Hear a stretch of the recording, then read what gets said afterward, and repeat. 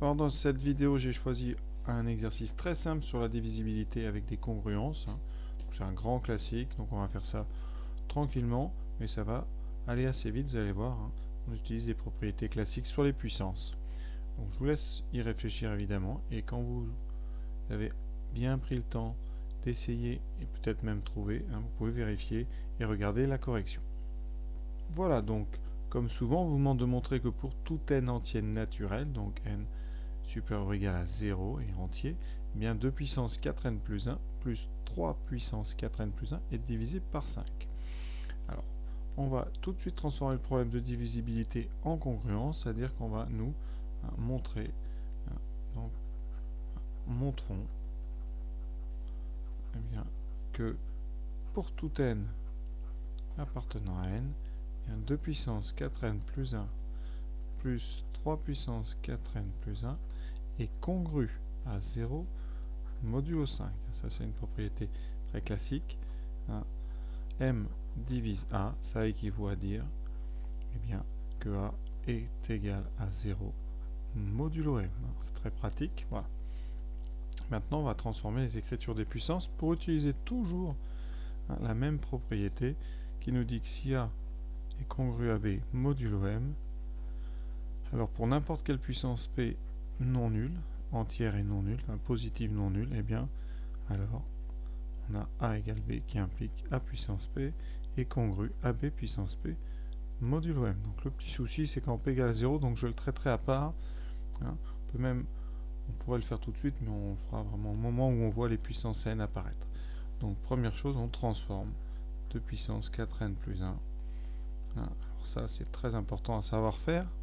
Donc on a des additions ici d'exposants, donc on va séparer en une multiplication qui donne 2 puissance 4n fois 2 puissance 1. Et ensuite, on a ici une multiplication dans l'exposant et on transforme ça en puissance de puissance, c'est-à-dire 2 puissance 4 à la puissance n. Voilà, multiplié par 2. Et 2 puissance 4, c'est donc 4 fois 4, 16. On a donc 16 à la puissance n. Alors pour l'instant, ça n'a pas l'air plus simple, mais on va ensuite passer au modulo 5, vous verrez, et ce 16 se transformera en un 1, puisque 16 est égal à 1 modulo 5. Voilà, donc d'abord on va transformer notre deuxième puissance, la puissance de 3, de la même façon, 3 puissance 4n, pardon, donc 3 puissance 4n fois 3 puissance 1, donc on a un produit, ça donne 3 puissance 4 puissance n fois 3, et 3 puissance 4, c'est donc 3 fois 3 fois 3 fois 3, c'est-à-dire 9 au carré, donc 81 puissance n. Et cette fois-ci, fois 3.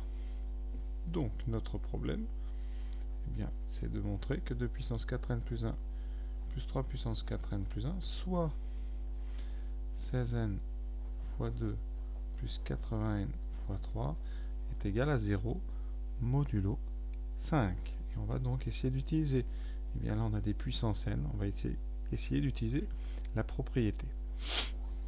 Voilà. La propriété étant valable uniquement pour des puissances non nulles, je vais donc séparer tout de suite en prenant si n égale 0, dans ce cas-là, eh bien 2 puissance 4n plus 1 plus 3 puissance 4n plus 1 vaut donc, eh bien, 2, on remplace n par 0, ça fait 2 puissance 0 plus 1 plus 3 puissance 0 plus 1, donc 2 puissance 1 plus 3, c'est-à-dire 2 plus 3, donc 5, qui est bien égal à 0 modulo 5. Je me permets ici d'écrire en fin d'égalité une congruence, c'est pas très rigoureux, mais bon, ça passera.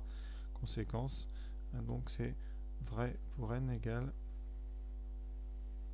0, on a bien une divisibilité par 5. Alors je ne suis pas en train de faire une récurrence, ne confondez pas. J'ai juste séparé donc le cas 0 pour pouvoir bien, utiliser la propriété dans tout le reste des cas, c'est-à-dire si n est différent de 0, eh bien 16 puissance n va être égal à donc à 1 puissance n, car 16 est égal à 1 modulo 5. 16 c'est 15 plus 1. Voilà. Et ensuite, deuxième chose, on a un 81 Voilà, de la même façon, on va s'occuper donc du 81.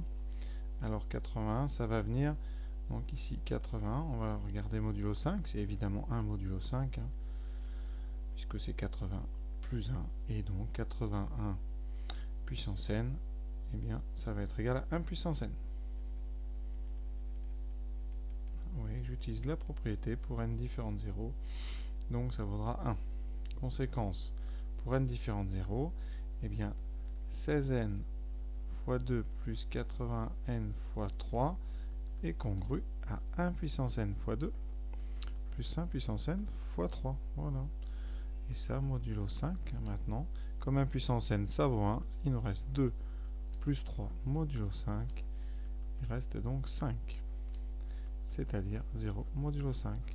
Voilà, donc, eh bien, on vient de montrer que pour n différent de 0, eh bien, on avait aussi la divisibilité par 5. Donc, pour n différent de 0, eh bien 2 puissance 4n plus 1 plus 3 puissance 4n plus 1 est égal à 0 modulo 5. Voilà. Maintenant, eh bien, on sait que c'est vrai pour n égale 0. On sait que c'est vrai pour n différent de 0. Donc quand on groupe ces deux choses-là, eh bien, pour tout n appartenant à n, eh bien, on a donc la divisibilité